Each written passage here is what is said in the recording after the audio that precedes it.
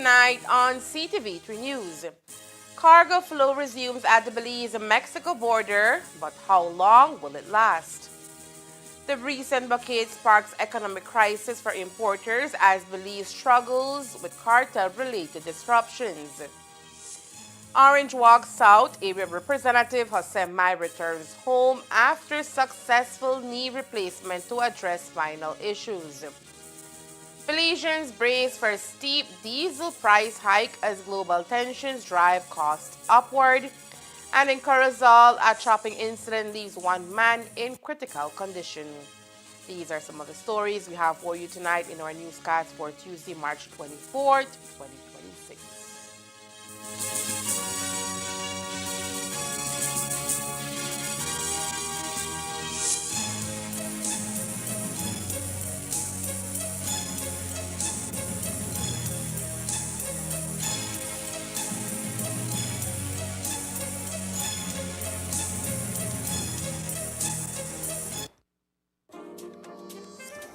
From whiskeys and wines to elegantly crafted cocktails.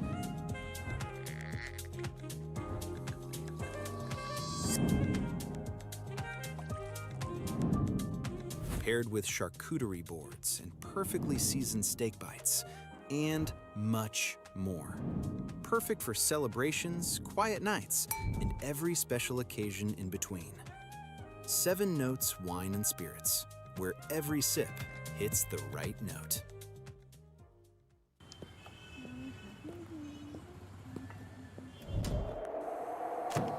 ExpressNet now has up to 400 megabytes of high-speed internet. Choose the speed that fits you. From faster browsing to faster gaming. Connect more devices at once. Or bundle it with Express Plus and HBO Max. Internet and streaming entertainment, all in one. Yeah, faster starts here. Sign up today at any Centaur office or contact us to get started.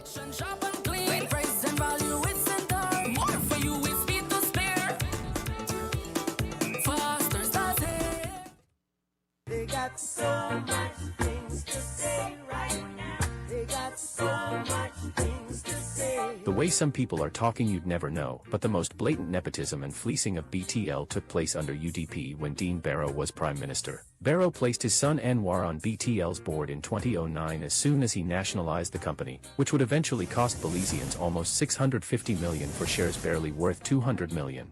By 2014, Anwar was appointed executive chairman with extravagant salary and perks. Under him, BTL spent wildly on ventures that did not materialize and never brought any returns.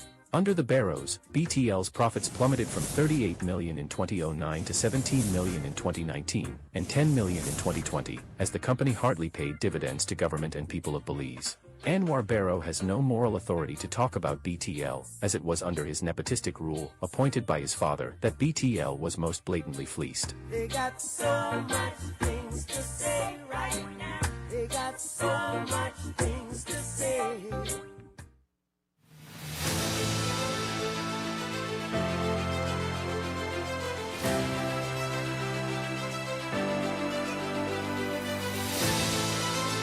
We recently formed MOUs with the American Hotel and Lodging Education Institute, which is the education arm of the American Hotel and Lodging Association, and also with the American Culinary Federation to do culinary training. We're here to celebrate our accomplishments. And this is not about replacing Belizean cuisine. This is about, we want the Belizean cuisine, we want the Belizean richness and diversity, right? So this is about your skills. You all know what you all learned, so it's about transferring that skill. We want to inspire this career because, you know, it's amazing. You love what you do, right? And it really is something that I think we can inspire other young Belizeans to undertake. And it's now part of your responsibility as those who have received this training and see a pathway for greater things. Just to put it into perspective, there's only about 6,000 certified executive chefs in North America. There is only 69 certified master chefs in the world. There is less than 10 certified executive pastry chefs in this entire world. And now in Belize, we have 3 sitting in this room.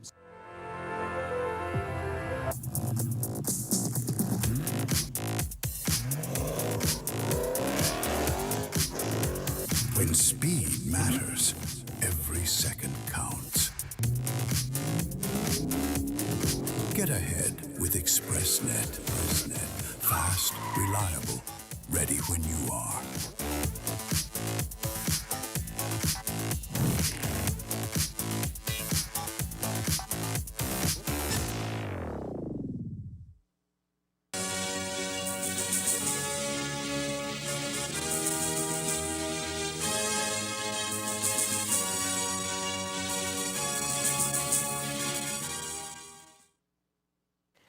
Good evening with your news also simulcast on Face FM 106.7. I am Joanna Rodriguez. A recent high-level meeting involving brokers, transporters, Mexican customs officials, and other key stakeholders on the Mexican side has resulted in the temporary resumption of cargo flow into Belize. However, industry insiders warn that this reopening is only a short-term measure as the route issues remain unresolved.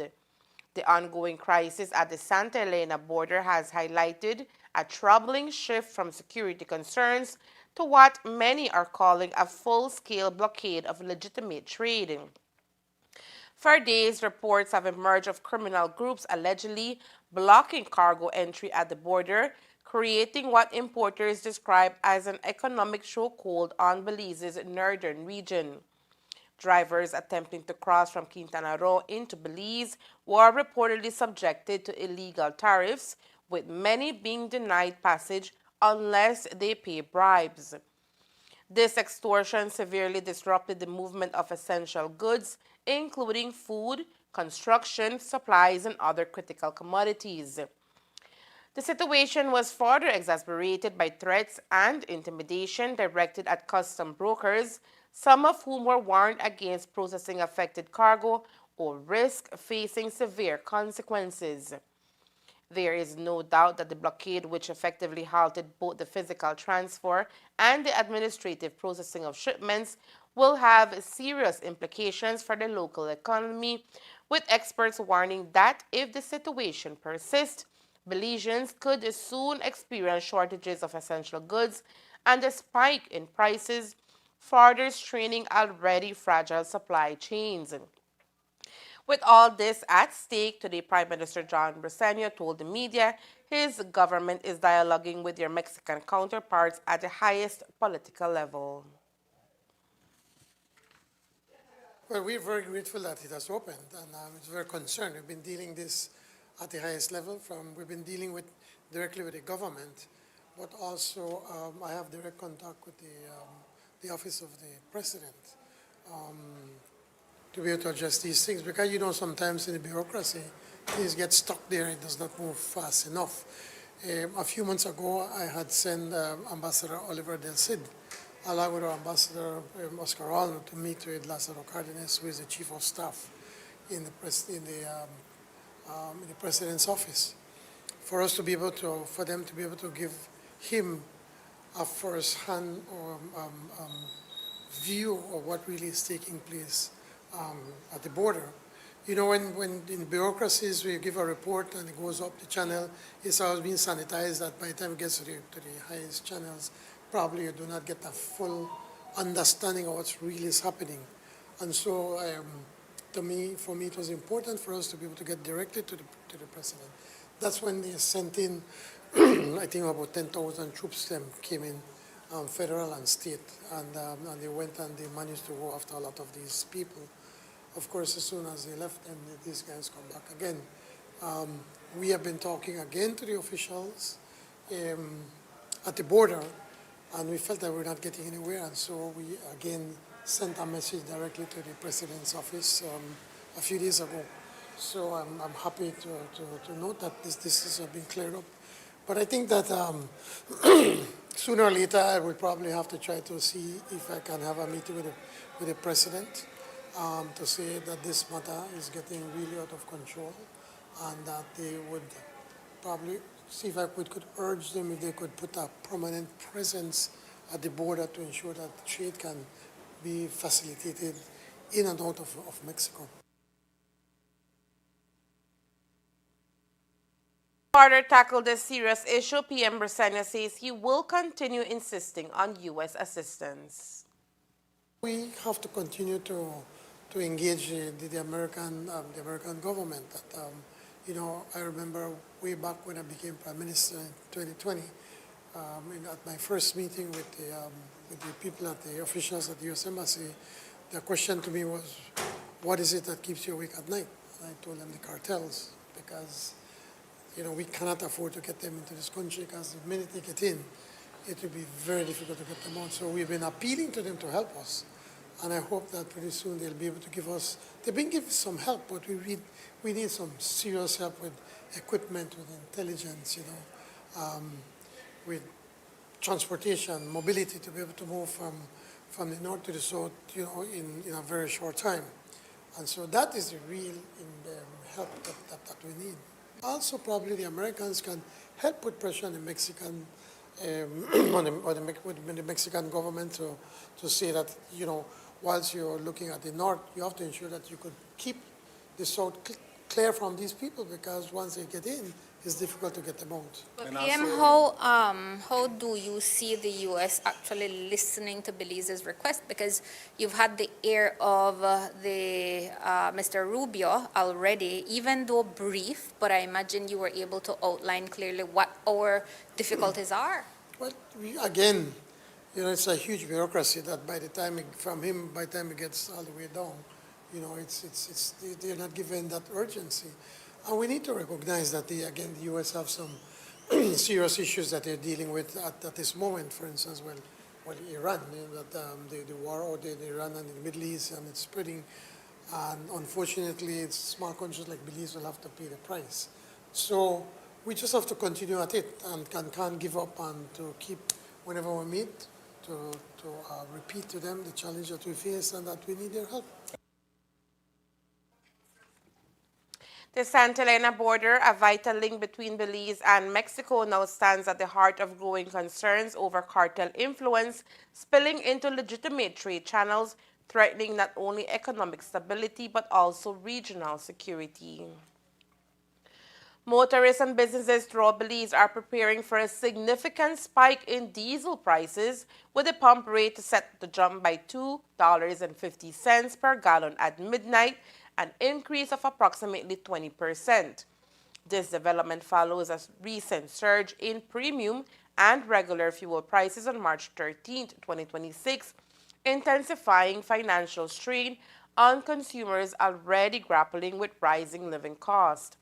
The primary catalyst for this sharp escalation is the escalating global oil market, fueled by the ongoing conflict in Iran, which continues to disrupt international energy supplies and market stability. Experts warn that this latest price adjustment is likely to trigger a chain reaction across various sectors, including transportation, retail, and manufacturing, as higher fuel expenses translate into increased operational costs. Today, Prime Minister John Brisena spoke on the rising fuel costs, emphasizing that the government is actively exploring measures such as budget reviews to alleviate the financial strain on Belizeans. Well, we are looking at that, and yes, we will have to see how far it will go. As it is just now, we are foregoing, I think, at least $1.25 in tax. And that would represent, I think it's over $60 million that we're foregoing. And when we forego $60 million, or what Honorable Lee Mark Chan was talking about, writing it off because it's over $200 million, okay, we could write it off. But where will you get that $200 million to be able to pay the teachers, to pay the BDF, to pay for NHI, to pay Cal Kushner? I mean, there's so many things that we have to do. The money has to come from somewhere. So it's easy to say, cut it. But tell me, as I said to him, tell me where we're going to get the money to be able to plug that hole. I guess we may have to take a hard look at the budget, and maybe there's some projects that maybe we can hold hold back until things stabilize. But right now we need to really look as to exactly what is going to happen. So we don't want to just jump the gun before we do that. So we are doing our best as we can to be able to ease the pressure on people. How long have we been foregoing that 125 here? Sorry? No, it's on this one. It's on this new, as I said, the price would have gone up in excess of $3. But because we are cutting the tax by $1, at least about $1.25, that we're just going to go down to less than $3 increase. As the world's energy market remains unsettled, Belizean consumers can expect further financial challenges as the ripple effects of international conflicts continue to influence local fuel costs. After undergoing successful knee surgery in Guatemala to address long-standing spinal issues, Orange Walk South Area Representative Jose Abelardo Mai returned home today. Mai traveled abroad in early March to seek specialized medical treatment for a long-standing spinal condition that was exacerbated by an incident earlier this year. In an over-the-phone interview with the media, Mai shared details about his medical journey. He explained that after extensive consultations with healthcare professionals in Belize and Mexico, he was referred to a specialist in Guatemala. The specialist confirmed that his lower vertebrae, specifically L4, L5, and S1, were in serious condition and required urgent attention. However, further evaluations and detailed imaging led to a different conclusion. Led by Dr. Rene Rayo, the medical team determined that the root cause of Mai's spinal issues were linked to defects in both legs, with particular emphasis on the worn condition of his right knee. As a result, doctors opted to perform a complete knee replacement instead of spinal surgery, aiming to address the underlying causes of his back problems. I need to remove the stitches in about 10 days' time, I think. Right? I stay in my house because the wound is still slightly open, infection can get in, so I cannot leave my home. My family won't leave me to leave my home anyway, won't allow me to leave my home anyway. And after that, I start therapy, to try to get knee back fully stretched and can flex in and ensure that it can move and then build muscle around the leg, because the muscle on the right leg is gone completely. You have to bring back that muscle again. And so that's another therapy. After the therapy is over and I start to be able to walk well, I have to go back to Guatemala for the assessment. What they're saying now is modern medicine is that many of the spinal problems can be addressed with proper therapy. But again, that assessment has to be made, because I have two herniated discs and I have the S1, which is, that has no disc. That one is completely gone, but it's not gone, it's not uniformly gone. It's one-sided, right? So the wearing off is one-sided, and doctor says that's because you lean on one side more.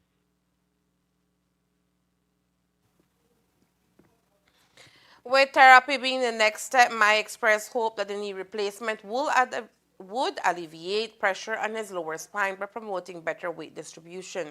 He believes that this will reduce the immediate need for spinal intervention. The medical team will conduct evaluations every 3 months to monitor his progress. Particularly in my constituency, Jules, I've never stopped working.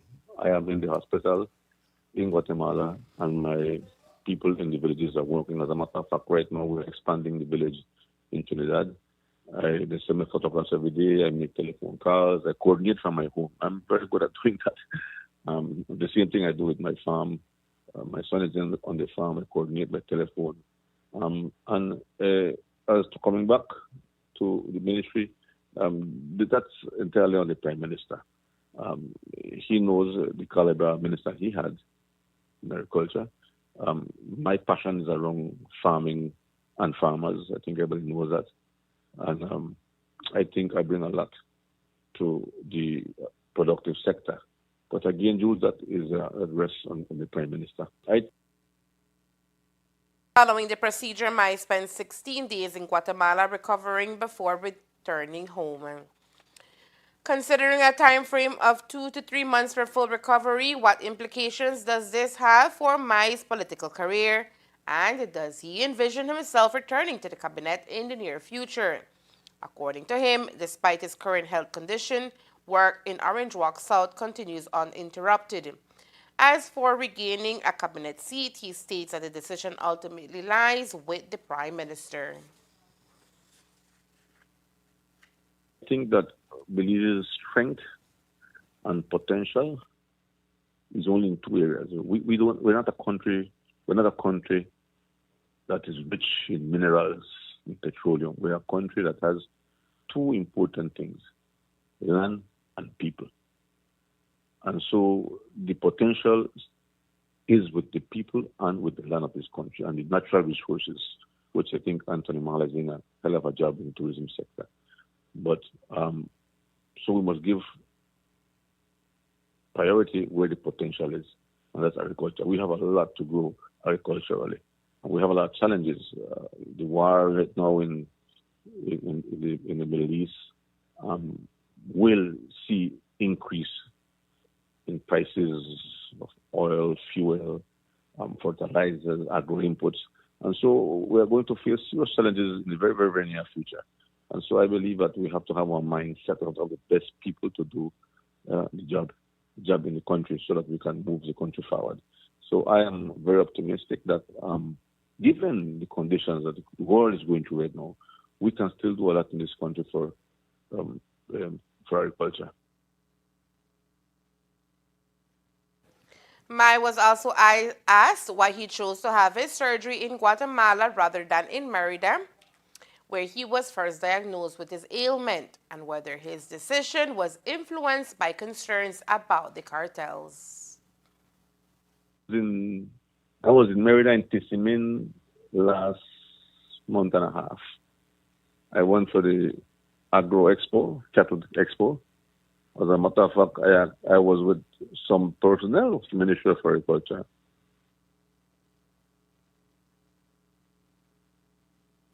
We here at Ctv3 News wish Area Rep Mai a speedy recovery. The Centaur Group of companies has firmly dismissed claims made by Channel 7 owner Jules Vasquez, suggesting that its acquisition of Northern Cable was a strategic move to park a license. These assertions were made during Vasquez's Monday morning beef segment on Sun Up. The company clarified that the reality of the transaction is rooted in straightforward economic principles. Northern Cable, prior to its acquisition, served small limited markets where low customer density and high capital costs made it challenging for a new operator to generate sustainable profits. At the time of purchase, says Centaur, Northern Cable had approximately 350 customers, each paying an average of $25 per month, amounting to roughly $105,000 in annual revenue. The acquisition price was set at $350,000, which translated into a clear payback period of just over 3 years. The decision to acquire Northern Cable was thus driven solely by its predictable cash flow and financial viability. Importantly, Centaur emphasized that it had no operational need for Northern Cable's network infrastructure. Their existing infrastructure was already capable of supporting these customers without additional investment. In fact, Northern Cable's network was eventually abandoned, further indicating that the purchase was not intended to control infrastructure or limit competition, but simply to acquire a profitable customer base, says the company. A release on Centaur further states that following the acquisition in 2017, the license for Northern Cable lapsed, and Centaur did not undertake any efforts to renew it. This fact further dispels any notion that the company intended to park the license, as maintaining it would have been necessary for such a purpose. The regulatory landscape at the time also made the license parking strategy impractical. Policies aimed at promoting competition in each locality meant there was no certainty that regulators wouldn't issue a new license, especially amid an environment with an unfriendly government as acknowledged, states the release. Market conditions further support the company's position. The small size of the market, high capital requirements, and limited potential returns made entry unattractive for any new competitor.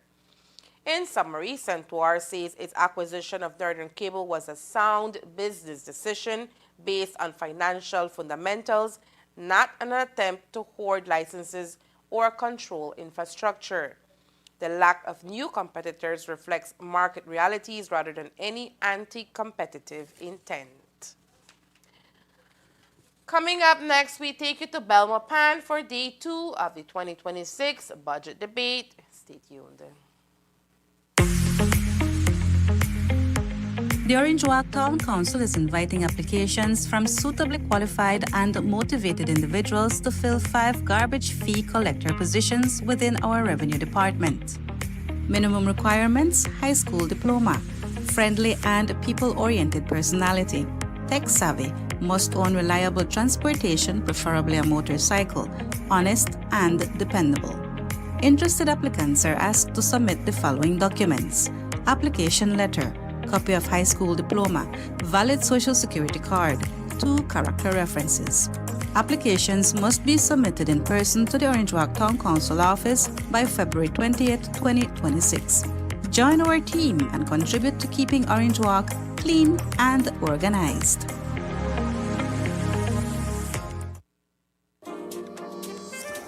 From whiskeys and wines to elegantly crafted cocktails,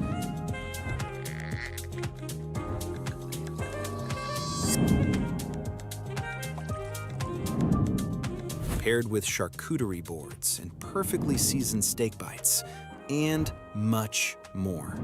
Perfect for celebrations, quiet nights, and every special occasion in between. 7 Notes Wine and Spirits, where every sip hits the right note.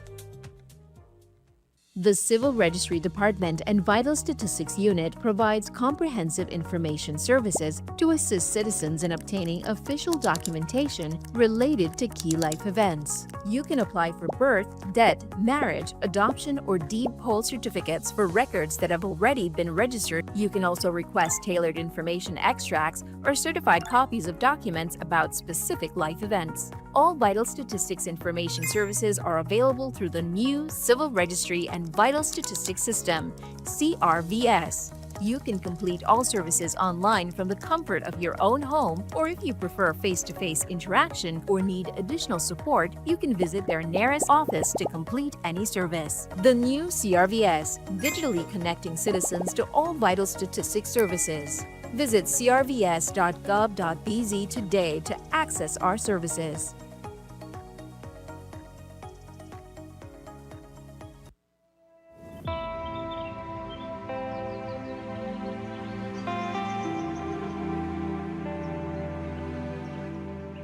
There is a saying I often return to, and that is a Chinese saying, that says, the best time to plant a tree was 20 years ago. The second best time is now.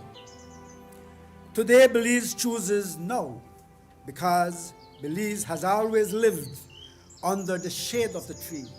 Remember Sobumbre Floreo.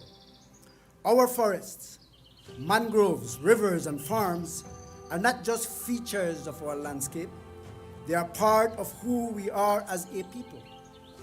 They protect us from storms, feed our families, support livelihoods, and anchor our resilience in a changing climate. But we also know this truth: what we do not protect, we will eventually lose. Greening Belize, 1 million trees for climate and sustainable development. Our forest cover is declining, especially after the fire season. What will be achieved? Restore and reforested lands, significant increase in hectares restored by 2035. Enhance carbon sequestration. We'll have improved data, mapping, and reporting systems with this. Institutional readiness, feasibility study and design for a national forestry incentive program. Community mobilization, which will build capacity and increase participation nationally, and improve governance.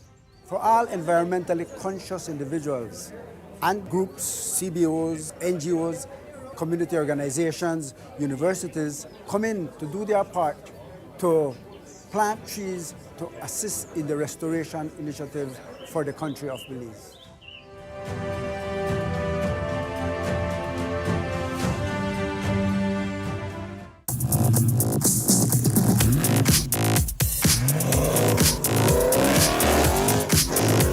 When speed matters, every second counts.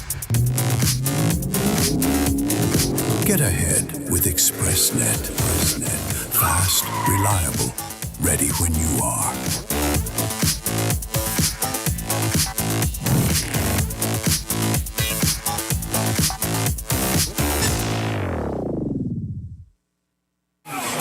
Primera llegada con peligro por parte de Pot. Vemos la repetición. Llegan los linderos del área.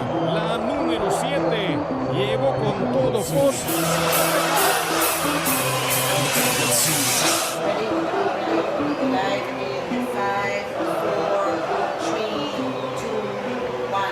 Estamos en vivo, en directo a través del canal 53 de Centaur. Izquierda viene cámara. El número 7 saca el disparo largo. El disparo de cámara.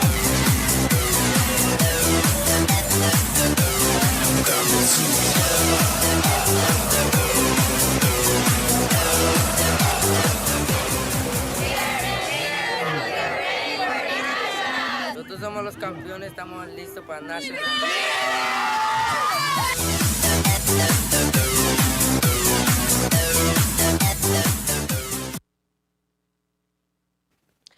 Police are probing a severe assault in the Corozal district that resulted in a man sustaining critical injuries, including the loss of a finger. According to reports on the night of Sunday, March 22, 2026, authorities responded to the Carl Huster Memorial Hospital where they encountered 30-year-old Daniel Alfredo Chan, a Belizean laborer from San Narciso village suffering from multiple chop wounds. Chan recounted that the incident took place 2 days earlier on Friday, March 28, shortly before midnight. He explained that while walking near San Narciso Park, he was approached by an acquaintance who allegedly drew a machete and attacked him, causing his injuries. The police have launched an investigation into the assault, and efforts are underway to determine the circumstances surrounding the attack. A coordinated intelligence effort took place early Tuesday morning, March 24, 2026, around 8:30 a.m. in the northern vicinity of San Pedro town. During the operation, authorities conducted searches in a coastal mangrove area, leading to the seizure of a significant drug stash. Officers uncovered a large black crocus bag containing 29 rectangular bricks wrapped in black plastic. The illicit cargo weighed approximately 17.4 kilograms, 38.36 pounds, and was carefully labeled, sealed, and recorded as recovery property.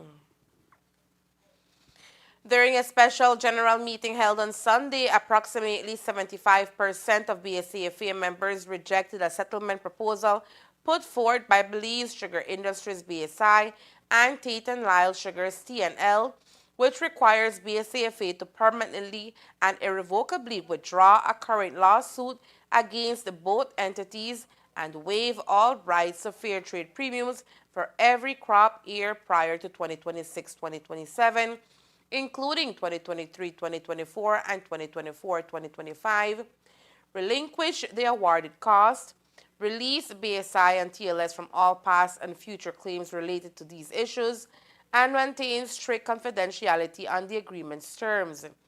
In exchange, TLS committed to signing a Letter of Enhancement Agreement, LOE, for the single crop year 2026-2027 and to withdraw its appeal set for March 30, 2026. After thorough legal advice from attorney Magali Marin Young, farmers decisively rejected the proposed settlement, choosing to persist in their legal fight over $11 million in unpaid fair trade premiums and rejecting an offer that included $1 million worth of fertilizer. While this firm refusal may have surprised some, former Minister of Agriculture Jose Mai anticipated the no vote.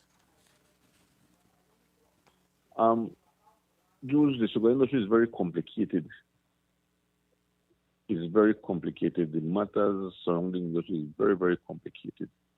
And if you don't understand the sugar industry matters, and you don't understand the thinking of the cane farmers, you can run into problems. I saw it very from the first time I read that there's going to be a decision made, I figured that the no would have won, because nobody knows their business better than the farmer, cane farmer himself. So I don't think that the offer was justified. But I keep away from sugar industry. It's not my area. I am representing a large amount of the cane farmers in Orange Rock. Orange Rock South is, I think, the second largest branch. And so I listen to the complaints of the farmers daily. I think San Esteban is the biggest. That's the Prime Minister's constituency, and then followed by my constituency, Orange Rock South. So I listen to the complaints, I listen to the cries daily. And so I figured that it would go in that direction. Although he is no longer a cane farmer, Mike stated that if he still were, he would have opposed the proposed settlement. Prime Minister John Briceño, who offered the BSCFA $1 million in fertilizer, also expressed his perspective on the organization's decision to persist with legal action. He stated that although he is not disheartened by the result of the voting, the government of Belize cannot keep subsidizing the BSCFA indefinitely.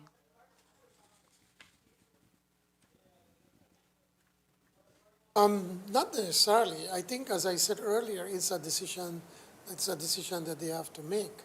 All I was hoping is how we can try to bring this to an end. And if they feel that they want to continue with that, then that's on them. The problem is that what we have as a cabinet, that we can't continue bailing out the BSCFA. They have come several times for us to bail them out, and we have done so because they play an important role in the sugar industry. But whenever we do that, colleagues then start to tell us, well, how about tour operators, and how about the fisher folks, how about these people that have to buy more boats, or down south, the people in agriculture down south, the cacao people. They are always reminding me during the fires, a lot of small cacao farmers lost their produce, and we did not manage to give them the help that they needed. So it creates a sense of frustration and jealousy within cabinet. And I don't know for how long I'll be able to do that, because then the rest of us say, hold on, before you do that, we also have to give to the other areas. And I also like to make the point that whenever the government gives monies to one association, the other associations are saying, well, we are also taxpayers, so we also deserve a part of that money. So I was trying to see how we could find a way out to put an end to this. But if they feel that they want to continue with the case, that's fully their right. Will the fertilizer still be provided? I'm sorry? Will the fertilizer still be provided? Well, the support now, because of this case, I think we will probably provide the support, but then we'll have to share it between the four associations. Day 2 of the 2026-2027 National Budget Debate continued today inside the National Assembly of Belize in Belmopan, with government ministers and opposition members presenting their positions on the Revenue Appropriation Bill. Minister of Public Service Henry Charles Usher was the first to take the floor, responding to concerns raised earlier in the debate while highlighting the government's achievements over the past fiscal year. Usher announced that the government has approved salary adjustments and retroactive payments for public officers, teachers, and soldiers of the Belize Defense Force. He said the measures include an 8.5% salary increase and the unfreezing of 2 salary increments, describing them as part of the administration's commitment to meeting its obligations to public servants. However, the minister criticized the opposition's stance, noting that they voted against the measures when they were presented in the House. He further claimed that the opposition also opposed approved allowances for BDF soldiers adding that their voting record contradicts their public statements of support for workers. While framed as a critique of the government's economic direction, the speech was repetitive and lacked detailed analysis. The budget figures were hardly referred to and only in passing. As the Deputy Prime Minister pointed out yesterday, the leader of the opposition raised the issue of borrowing, but failed to mention that debt to GDP has been slashed in half. She criticized financial management, but gave no evidence to back the claim, ignoring the fact that because of government's fiscal responsibility, there was yet another primary surplus of 1.4%, and the overall deficit was less than was projected. She did not mention that the Belizean economy is projected to grow despite all the external shocks, because this government had the foresight to develop prudential safeguards and the political will to implement them. Each year, tough decisions need to be made to ensure that spending is focused on the priority areas that have the biggest positive impact for our citizens. It is easy to sit on that side and criticize, Madam Speaker, but leadership requires more. And most damning on opposition is that their rhetoric is empty and it can't be trusted. It does not match their actions nor their behavior. The opposition said to pay the public officers, but when the government proposed in this House the salary adjustment of 8.5% and the unfreezing of 2 increments, the opposition voted against it. They voted against the payment of approved allowances for BDF soldiers. That is on the record for what the opposition represents. The opposition made grand speeches about workplace safety, but when the government introduced the OSH bill in this House, the leader of the opposition and all members from that side were absent in a petty boycott that backfired, so much so that they had to put out a shamefaced press release after. That is on the record.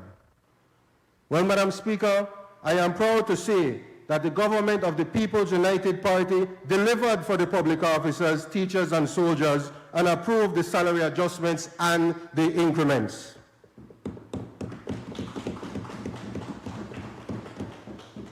Likewise, the PUP government passed the OSH bill in this House. Let's see now if the opposition will support in the Senate. There is a pattern of behavior with the opposition that they will say whatever is politically expedient, but when the time comes for action or for a hard decision to be made, they are absent. As one person posted in response to the leader of the opposition speech, Belizeans do not need more empty commentary. They need solutions, action, and results. And Madam Speaker, that is what this government, under the leadership of the Honorable John Briceño, remains focused on delivering. It is therefore both an honor and a duty for me to support the 2026-2027 budget presented by our Prime Minister. Usher said the salary adjustments and retroactive payments demonstrate the government's commitment to supporting public servants while maintaining fiscal responsibility and accountability. Firefighters across Belize will soon benefit from new operational allowances as the government moves to strengthen the Belize National Fire Service and improve emergency response nationwide. During his budget presentation, Minister Henry Charles Usher announced the approval of several new allowances for firefighters, including scene, wet and dry, and emergency medical services allowances. He said the measures recognize the demanding and often dangerous nature of their work. The minister also confirmed that 7 firefighters have been promoted to leadership roles, while 23 new recruiters have joined the service, boosting operational capacity across the country. Additionally, Madam Speaker, the Belize National Fire Service has undergone transformational changes and continues to play a critical role in protecting lives and properties across our country. We are pleased that finally new operational allowances were approved for firefighters, including scenes allowance, wet and dry allowance, and emergency medical service allowance.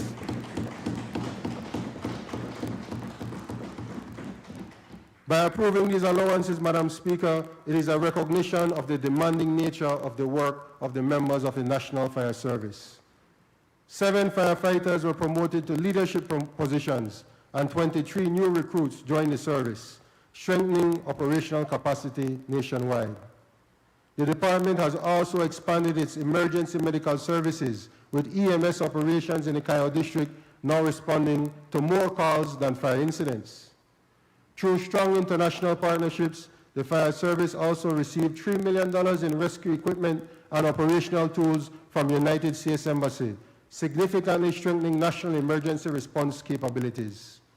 Madam Speaker, we are moving forward with the construction of a new fire station in San Ignacio Town.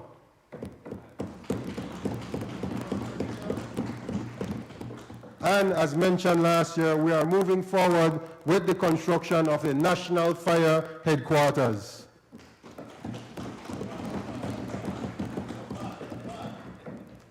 In addition, we are working with our partners to upgrade our fire truck fleet.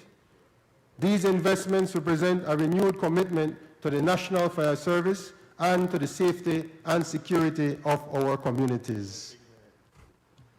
Madam Speaker, across the Ministry of Public Service and Disaster Risk Management, the work undertaken over the past year reflects a clear commitment to strengthening both the institutions and the people that serve Belize. According to Usher, these investments reflect a renewed commitment to strengthening the fire service and improving public safety across Belize. Speaking in today's budget debate at the National Assembly of Belize in Belmopan, Minister of Human Development Honorable Thea Ramirez highlighted key achievements and outlined the plans for the upcoming fiscal year with a strong focus on social development. The minister noted that $28 million have been allocated to support initiatives aimed at protecting and uplifting vulnerable populations. Among the achievements over the past year were efforts to strengthen legislation designed to safeguard at-risk groups and improve access to essential social services. Speaker, over the past year, we have not stood still. We have progressed, but we have progressed with strategic intent. Through the Department of Human Services, we strengthened child protection systems in a country where 1,200 cases demand intervention each year. These are Belizean children, most of whom experience neglect, sexual and physical abuse. These are children whose futures depend on the actions we take in this House. In collaboration with UNICEF, Madam Speaker, the magistrate and family courts, we trained frontline officers. We improved court processes with specialized training. We enhanced our capacity to develop social inquiry reports, which in many cases becomes the voice of a child whose fate is being determined within the justice system. Through the National Commission for Families and Children, we advanced the Families Bill with a second round of national consultations. This process strengthened legal provisions for the protection of children and older persons. The bill allows for a more effective family court system countrywide. The bill is being prepared for presentation to the relevant House committee before its second reading in this Honorable House. Led by the NCFC, we empowered youth through the National Children's Parliament, and in November of 2025, these young men and women debated a bill aimed at increasing adolescents' access to sexual and reproductive health. Madam Speaker, this past year, the NCFC developed a parenting policy, updated its parenting manual, launched a violence against children campaign, and implemented a roadmap to end child marriage and early unions. Madam Speaker, these actions give voice to the real issues affecting our youth, create a more standardized and coordinated approach to supporting parents and families, and give teeth to the law passed under this government to end child marriage. Looking ahead, the government says the increased budget reflects its continued commitment to people-centered development. In the coming year, work is expected to accelerate on transformative legislation alongside the expansion of social protection programs and the strengthening of rehabilitation systems. First, we will continue to strengthen Belize's national social protection system with an increased investment from 3 million to 5 million. We will expand or boost coverage. We will improve coordination and continue to help more vulnerable households. This includes children, it includes pregnant women, it includes the elderly, it includes homeless persons, of course, persons with disabilities, victims of child abuse, gender-based violence, victims of trafficking in persons, and others. Madam Speaker, frequent hurricanes, floods, fires, and all other multi-hazard events mean that our ministry's mandate must grow accordingly. We will therefore build more shock-responsive social protection programs, integrate technology to enhance efficiencies, and monitor the impact of our investments. Second, the ministry will continue to advance legislative reforms that protect the most vulnerable. And after passing the Families Bill and the new Domestic Violence Bill, we will introduce new laws, including an anti-discrimination bill and a counter-trafficking legislation, because equality and justice cannot just be assumed. They must be guaranteed. Third, we will expand youth resilience and violence prevention programs, helping young people build the skills, the opportunities, and the support networks necessary to thrive. We will establish an adult probation unit, and we will intensify our youth diversion program. With support from UNICEF and UNDP, we will, in collaboration with the Office of the Special Envoy, implement more youth-friendly and trauma-informed rehabilitation programs at New Beginnings Youth Development Center. Madam Speaker, we will strengthen community rehabilitation and psychosocial services. We will expand access to counseling for individuals and families facing social and emotional challenges, and we will continue to strengthen our collaboration with the Ministry of Home Affairs, the Ministry of Health and Wellness, the Ministry of Education, and all civil society partners to ensure that multiple aspects of rehabilitation are addressed. It also includes scaling up violence prevention initiatives and modernizing service delivery to ensure more efficient and accessible support for citizens. These measures, according to government, are part of a broader strategy to improve quality of life and provide stronger protections for communities across Belize. Speaking for the opposition during today's budget debate, Mesopotamia Able Representative Lee Mark Chang delivered an extensive contribution, raising concerns over government spending while also acknowledging several social initiatives. Change criticized the national budget. Chang, that is, criticized the national budget, arguing that it is being overtaken by a wage bill he described as one of the highest in the region.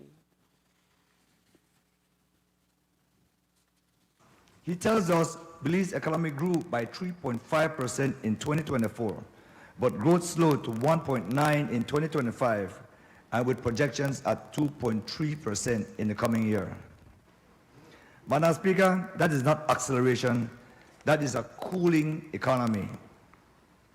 So while the economy is slowing, government spending continues to expand. This is a recipe for disaster, Madam Speaker. Madam Speaker, let us talk about what is truly dominating this budget. Oh, make it hear me, Bali. We got all day, no worry. The Prime Minister himself told his House that $780 million will go to salary and pension. Let me repeat that, Madam Speaker. That's $780 million to pensions and salaries alone. That represents 60% of recurring expenditures and almost 11% of our entire economy. Even the Prime Minister admits that this wage bill is one of the highest in the region. Madam Speaker, when over half of your operational budget goes to wages and pension, it means the government has very little flexibility left to deal with crime, disaster, and the cost of living pressures that's facing Belizean families. But you can spend hundreds of millions on highways. Soon, we will build enough highways to reach the moon, Minister. We will reach the moon soon. His criticism, Chang also commended the administration led by Prime Minister John Briceño for several community-based initiatives. He pointed to monthly constituency funds and pantry bag programs as meaningful support for families in need. I must thank the government for the monthly pantry assistance and the Community Development Fund. Thank you, Mr. Prime Minister. I hope we get some more, though. Yes, I hope we get some more, though. I really, really hope we get some more. A little bit bigger budget. I hope we get the same thing with the gentleman on the side they get. But make we leave that soon. The few home improvements received from MIDH, which I was told to be start after the budget, right? Okay, no problem. So I guess the minister put it on check that we now get no more home improvement assistance. But I have a job to do, and I will come out here and I will speak the truth, even if it risks that the minister will not give us any more home improvement assistance for Mesopotamia.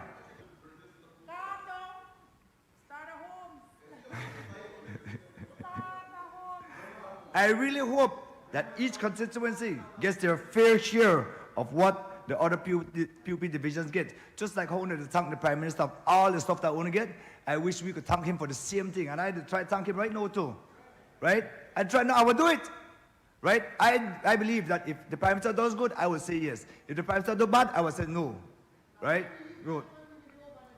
KHMH assistance. Thank you, Minister. Thank you for those assistance. The education grants received, but I must say that some of them are still unpaid. They received the approval, but some of them not get paid yet. And I will tell you why. Madam Speaker, something needs to be done about the education payments. Not a lot, a few of them, but they get paid. Probably they get dropped through the hole or something like that. Because the schools are literally taking students out of the school because some of these education grants are not being paid by the government. Every child in Belize has a right to education.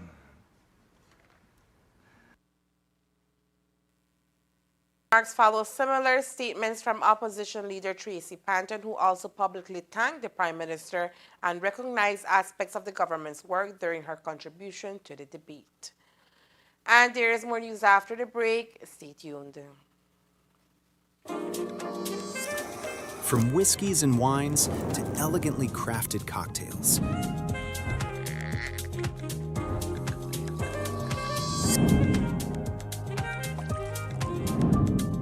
Paired with charcuterie boards and perfectly seasoned steak bites, and much more. Perfect for celebrations, quiet nights, and every special occasion in between. 7 Notes Wine and Spirits, where every sip hits the right note.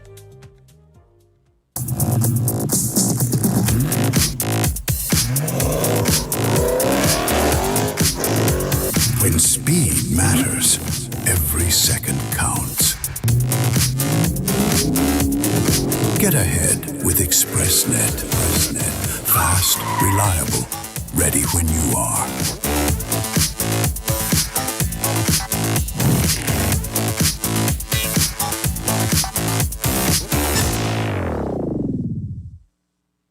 They got so much things to say right now. They got so much things to say. The way some people are talking you'd never know, but the most blatant nepotism and fleecing of BTL took place under UDP when Dean Barrow was Prime Minister. Barrow placed his son Anwar on BTL's board in 2009 as soon as he nationalized the company, which would eventually cost Belizeans almost $650 million for shares barely worth $200 million. By 2014, Anwar was appointed executive chairman with extravagant salary and perks. Under him, BTL spent wildly on ventures that did not materialize and never brought any returns. Under the Barrows, BTL's profits plummeted from 38 million in 2009 to 17 million in 2019, and 10 million in 2020, as the company hardly paid dividends to government and people of Belize. Anwar Barrow has no moral authority to talk about BTL, as it was under his nepotistic rule, appointed by his father, that BTL was most blatantly fleeced. They got so much things to say right now. They got so much things to say. Finally, a postpaid plan for 3 people. Introducing Smart Trio. Why pay for mobile service alone when you can share and save? Get unlimited national calls, texts, plus 100 gigabytes of shared data. And the best part?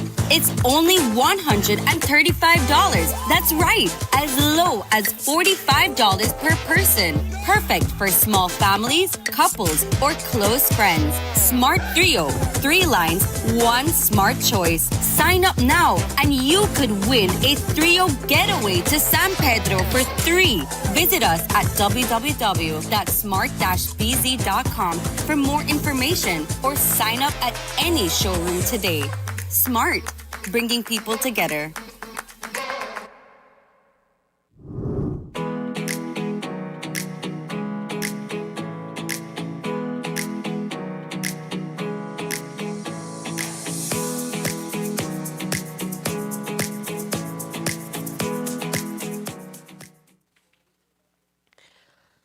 The government of Belize, Guatemala, and Mexico have signed a trilateral memorandum of understanding MOU to strengthen cooperation in the conservation and sustainable management of the Greater Maya Forest, one of the largest and most significant tropical forest systems in the Americas. Building the Calakmul Declaration signed on August 15, 2025, this agreement formalizes coordinated actions under the Greater Maya Forest Biocultural Corridor to protect biodiversity, maintain ecological connectivity, and address shared environmental threats.